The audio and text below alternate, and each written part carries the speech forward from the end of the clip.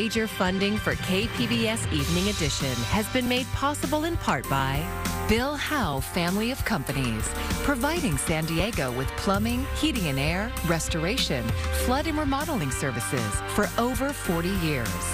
Call 1-800-BILL-HOWE or visit billhowe.com. And by the Conrad Prebys Foundation, Darlene Marco Shiley, and by the following.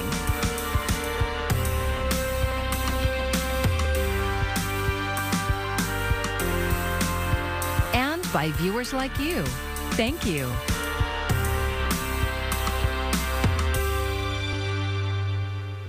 Good evening. It's Monday, May 23rd. Thanks for joining us. I'm Maya Trabulsi. Today was supposed to mark the end of Title 42, a controversial Trump-era policy that limits asylum. But a federal judge in Louisiana blocked the Biden administration from terminating that policy. KPBS border reporter Gustavo Solis spoke with lawyers and activists about the legal battle. May 23rd was a day that migrants and advocates throughout the border region had marked on their calendars. It was supposed to be the end of Title 42, which gives border officials the ability to turn away asylum seekers without a court hearing. Lindsay Teslowski is the executive director of the Immigrant Defenders Law Center. We had been telling them that May 23rd was the day when hope was on the horizon. It was the day that we believed there may be some modicum of human rights restored at our border. It was the day that the racist and xenophobic Title 42 policy was set to be lifted. But May 23rd dawned as another broken promise. Soon after the Biden administration ordered the end of Title 42 in April, Arizona and Texas sued to block that order in federal court. Monica Langarica is a staff attorney with the Center for Immigration Law and Policy at UCLA. She participated in the case. Our argument is simple. Why should Arizona and Texas and other hostile anti-immigrant states get to dictate national immigration policy for the entire border and the entire country? Haitian nationals continue to be among the most impacted by Title 42. Gerline Joseph is the executive director of the Haitian Bridge Alliance. She says that Haitian nationals face discrimination and violence in Mexico because of their black skin and thick accents. Title 42, the cruel and inhumane treatments of migrants is not lost on the Haitian population and the Haitian community. We are used to being treated as less than. Joseph says that the Haitian Bridge Alliance is currently planning 2 funerals for migrants who were recently killed in Tijuana. Gustavo Solis, KPBS News. Local leaders are mobilizing to secure access to abortion and reproductive health care services in the San Diego area in case Roe v. Wade is overturned by the Supreme Court. KPBS reporter Tanya Thorne has more. San Diego County Board of Supervisors Tara Lawson-Raymer and Nora Vargas want to make sure California leaves abortion choice up to women. Our rights to health care and health care access and reproductive justice and privacy writ large are under threat nationally. They are bringing forward a resolution to protect reproductive health care and a woman's right to abortion. But we absolutely can ensure that those rights are protected across the state of California by advancing an amendment to the California state constitution, protecting a woman's right to choice here in California. Lawson-Raymer says this resolution would demonstrate the County of San Diego is a safe harbor for a woman's right to choose. But what we can do in San Diego County and what we can do in the state of California is enshrine those rights in our California state constitution so we can be clear that there is no question that the right to privacy, a woman's right to choose, and reproductive justice are protected here in the state of California. Lawson-Raymer says she hopes other counties will move their support forward to the state. Supervisors will be voting on the resolution at Tuesday's board meeting. Meanwhile, California lawmakers are considering a package of bills aimed at protecting the right to an abortion. Tanya Thorne, KPBS News. May is Mental Health Awareness Month, and a South Bay health organization is shining the spotlight on care for women. KPBS reporter Jacob Ayer explains. And I love sharing with people. You know, I go to therapy every Monday at 8:30 at night. San Diego County Supervisor Nora Vargas is helping to break the stigma surrounding mental health treatment by talking about how it's improved her own life. Mental health care is health care. And the only way I can be healthy is to make sure that I am taking care of myself all around. Again, I'm doing all this other stuff, but my mental health has to be okay. On Monday, Vargas joined representatives of Northgate Gonzalez Market and the county's Health and Human Services Agency to bring awareness of behavioral health resources and support services for women. And so if we don't talk about it as a community, our communities are never going to think that it's normal. And so we have to beat that stigma. The event didn't just focus on mental health. It also included free mammograms. San Ysidro Health patient Mary Beth Viruete shared her firsthand experience battling breast cancer without health insurance. Just a few weeks ago, she got great news. I was told that I'm in remission, that I'm cancer-free.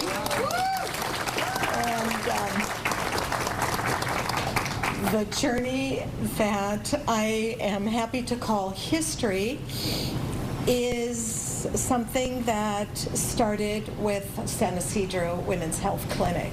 San Ysidro Health's Chief Behavioral Health Officer, Dr. Gaurav Mishra, says those who don't have health care coverage or legal documentation status can still receive mental health care. If they're uninsured, that is not a barrier for anybody to get care. We are able to register and provide care to patients who are uninsured. We're also able to register and provide care for patients who are undocumented. So that is not a barrier also. Mishra says San Ysidro Health offers clinic discounts based on different income levels. He says people can call their organization to learn more information and speak with a mental health professional. Jacob Ayer, KPBS News. Children aged 6 months to 5 years are showing a strong immune response to Pfizer's child-sized doses. In a trial, 1,700 children got a third dose during the surge of the Omicron variant. After the third dose, Pfizer says antibody levels were showing a similar response as 2 full doses in 16 to 25-year-olds. Pfizer also said the doses were well tolerated with no new safety signals. The only age group not yet eligible for a COVID vaccine are those under the age of 5. President Biden is signaling that China is, quote, flirting with danger right now by flexing its military might at Taiwan.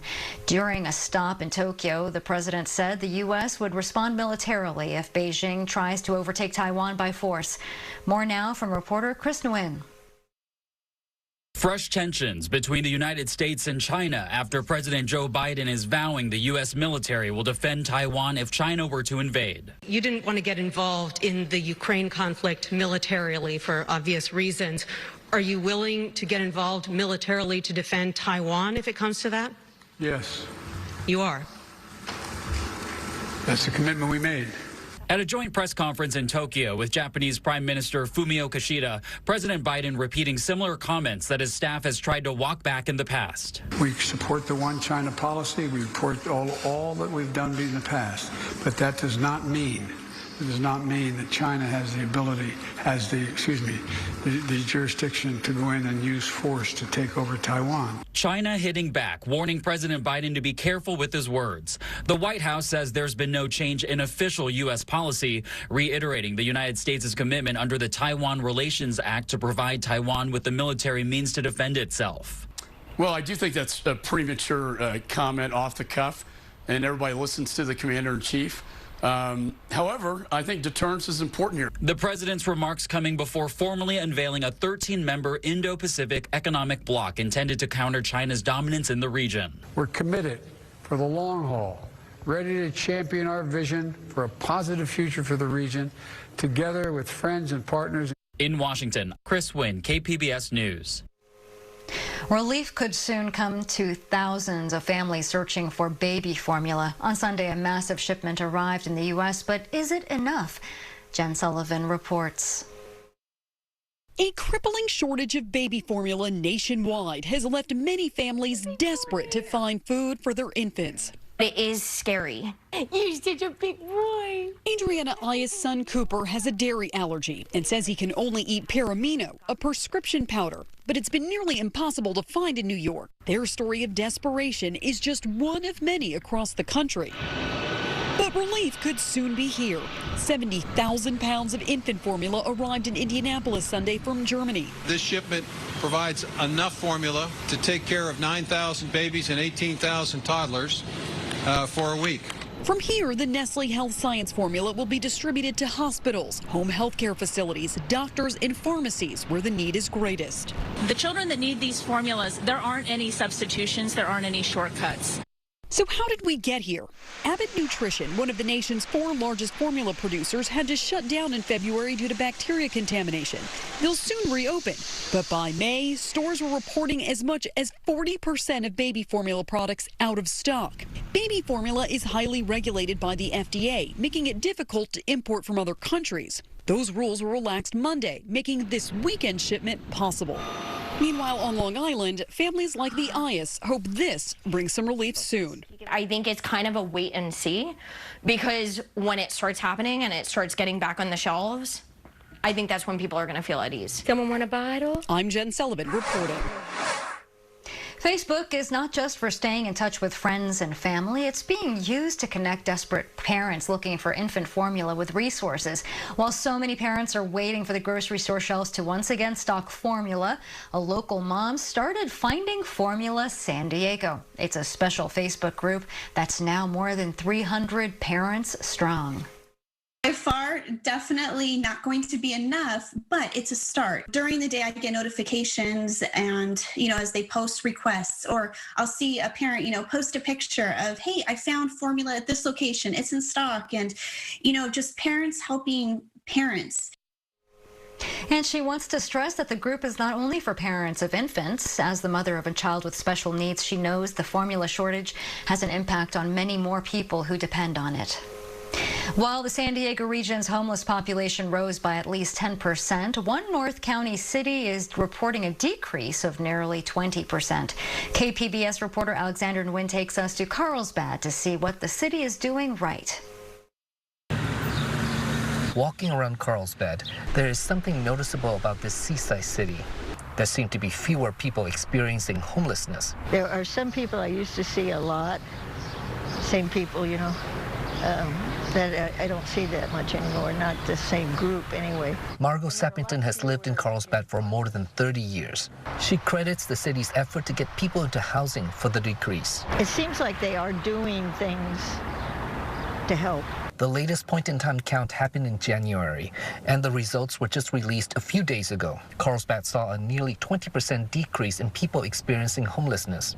Last year, the city launched a 5-year initiative to reduce homelessness, and it seems to be working. Mandy Mills is the city's Housing and Homelessness Services Department Director. I think in the first 2 quarters, I think we had permanently housed 31 homeless individuals into permanent housing. But she cautions against reading too much into the data. The point-in-time count is just that, a point in time. The count could be affected by a number of things, including weather and the availability of shelter beds. And it's only once a year. Point-in-time count volunteer Jan Neff Sinclair says it was especially cold the day of the count. That could have skewed the number. It was 37 degrees that night, so a lot of places where you would go and count homeless people, they weren't there. Still, Mills says the data provides valuable insights. We, take that piece of data as well as a lot of other data points to tell us how we're doing against the goal. According to the point-in-time count, Carlsbad homeless population in January was 108. In 2020, the count was 148. The 2021 count was canceled because of the pandemic. Alexander Nguyen, KPBS News. The cost of homes in San Diego is the highest it's ever been, and one national home tracker has named San Diego the most unaffordable housing market in the country. How did things get so tough, and how are people trying to cope? KPBS reporter Thomas Fudge has the story. In North Park, Jake Huras has an apartment that costs $2,100 a month. It's 1 bedroom, 1 bath, and 650 square feet that he shares with his girlfriend. It's smaller and more expensive than the one he had before, and to make ends meet, he's had to increase the debt on his credit card and cancel his health insurance. It's tough, I think for me, all my pants have holes in them right now and stuff. I have 1 pair of work pants that don't have holes in the knees, and so it's just uncomfortable for me, and it's just very difficult to keep up on. Jake's story is typical in a San Diego market where rents have increased 19% over the past year, according to ApartmentList.com. Jan Neff Sinclair rents an apartment for $2,800 a month in Carlsbad. She can pay for it on her disability income thanks to her roommate's Section 8 voucher, but she wonders how long that will last. It's affordable now. If they raise the rent again in October, it probably won't be unless Social Security goes up a lot or the housing voucher goes up a lot. As rents surge upward, mortgages are doing the same. The San Diego Association of Realtors reports the median price for a detached single-family home in San Diego was $1 million in April. Just like local rents, that's up 19% from a year ago. San Diego realtor Stephanie Lloyd says even a lot of her well-off clients simply don't have the money that's required. So right now, for $1 million purchase, in general, I'm seeing dual income professionals making approximately $200,000 per year, and with a 20% down payment. And don't quote me on this, I'm not a lender, but it's not uncommon to see payments in the $4,000 to $5,000 range. A survey by the Texas home buying website OJO Labs has called San Diego the least affordable metro area in the U.S. Political pressures and some say a dwindling supply of buildable land have prevented San Diego from keeping up with the demand for new housing. Economist Alan Ginn says something else has happened, a result of the COVID pandemic when people were still working but spending very little. So people built up a reserve of cash that some economists call the COVID piggy bank. And so that gave them a lot of money. Once the pandemic ended or once things started opening up again, people took that money and have gone out and spent it in the economy. And one place that they've put that money is into the housing market. What's happening in our region is part of a bigger trend. Chris Salviati, an economist with Apartment List, says rents rose 16% nationwide in the past 12 months. That's just 3 percentage points less than San Diego. Salviati calls San Diego a sticky market.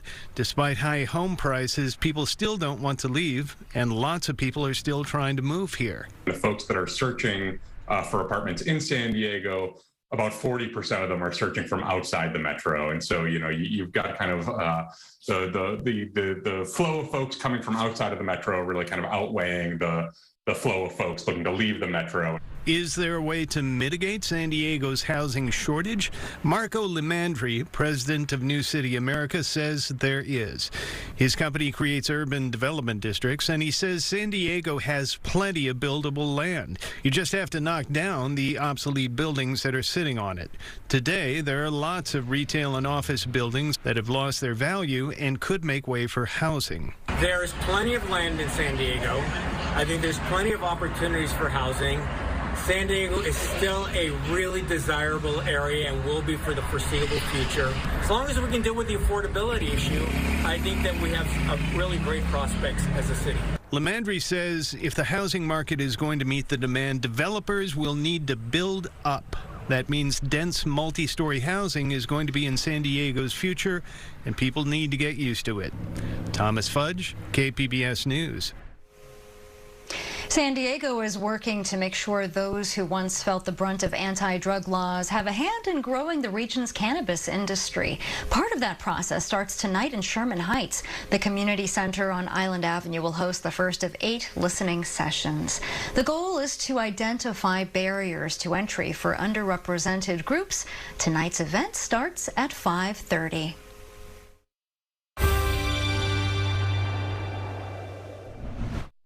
We're looking at some cool weather to hang around near the coast over the next couple of days, but across the interior, the heat is on, especially in the deserts. That is where we're going to be looking at some really warm air over the next couple of days. No rain in sight here over the next couple of days either. It's going to stay pretty dry out there. Temperatures as we head into tonight, getting down to 57 for you out towards Oceanside, 53 for you in Escondido, upper 40s on the way for Vermona, upper 60s into Borrego Springs. And then Tuesday, it is a dry day here. We're looking at some cooler weather along the coast. Warmth continues across the interior. Breezy winds picking up here across the deserts into Arizona and New Mexico, where we are still concerned about wildfire danger. And as we look ahead to those highs for your Tuesday afternoon, 77 for you in Escondido, getting up to 80 degrees in El Cajon, 101 in Borrego Springs, and 84 out towards Ramona. So again, you could see the coastal comfort is really the only area the temperatures are going to be on the cool side. side. Could see a little bit of morning cloud cover too. That should give way though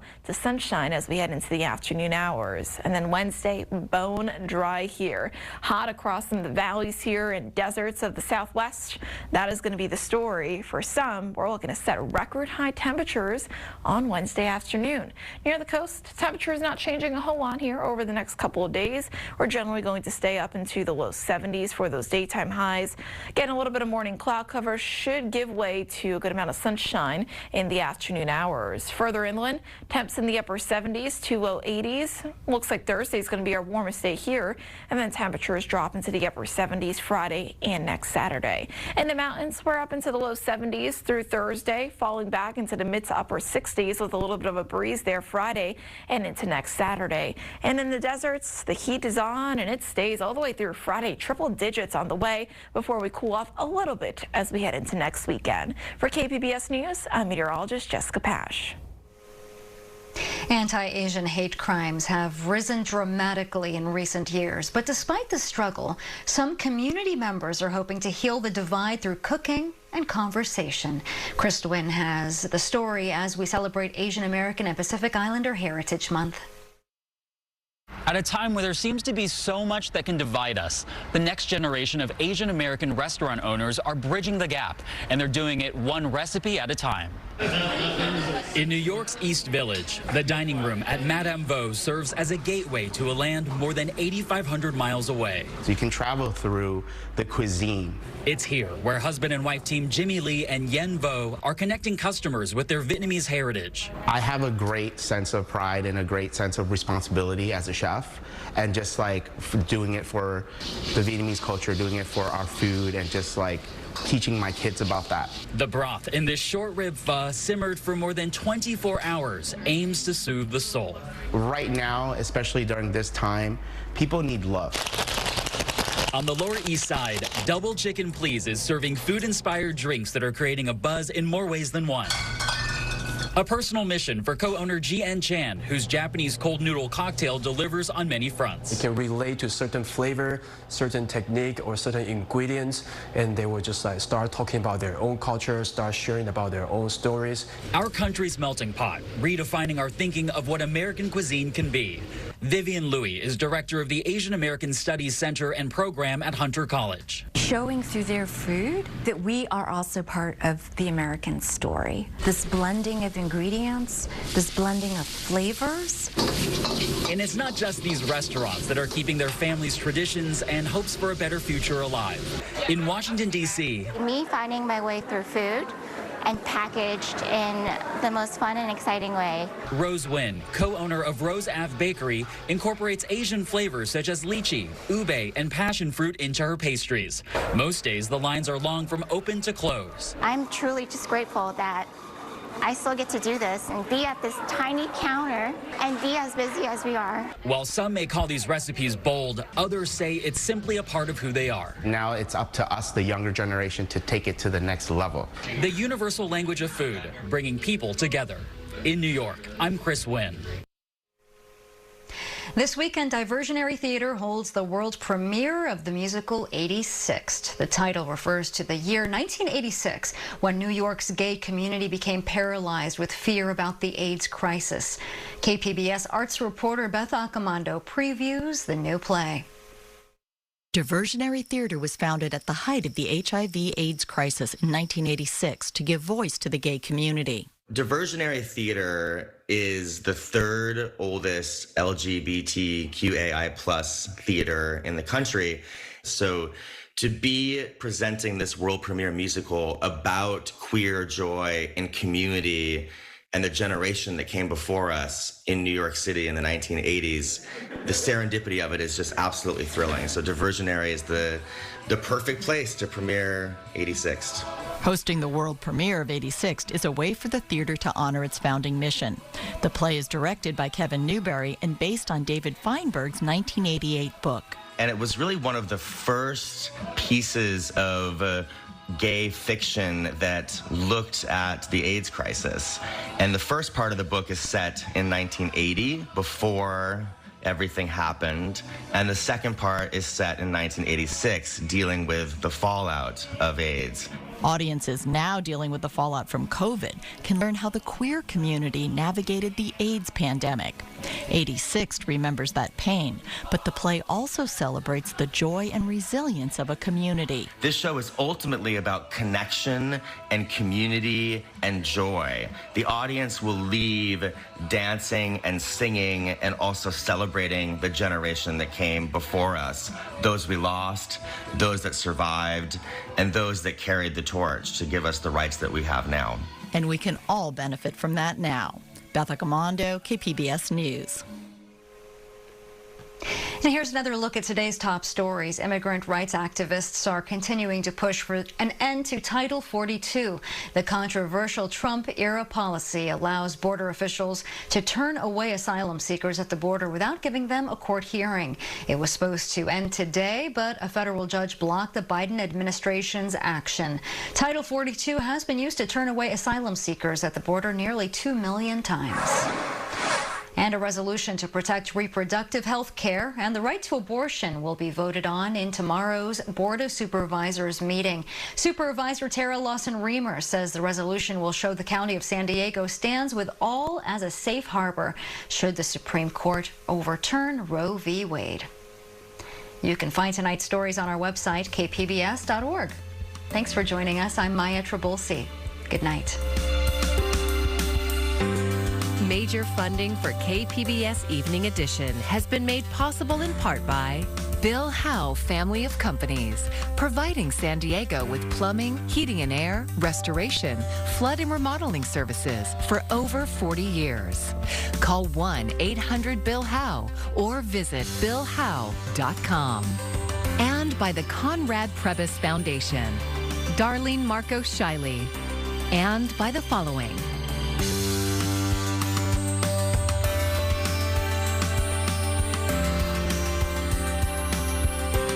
By viewers like you. Thank you.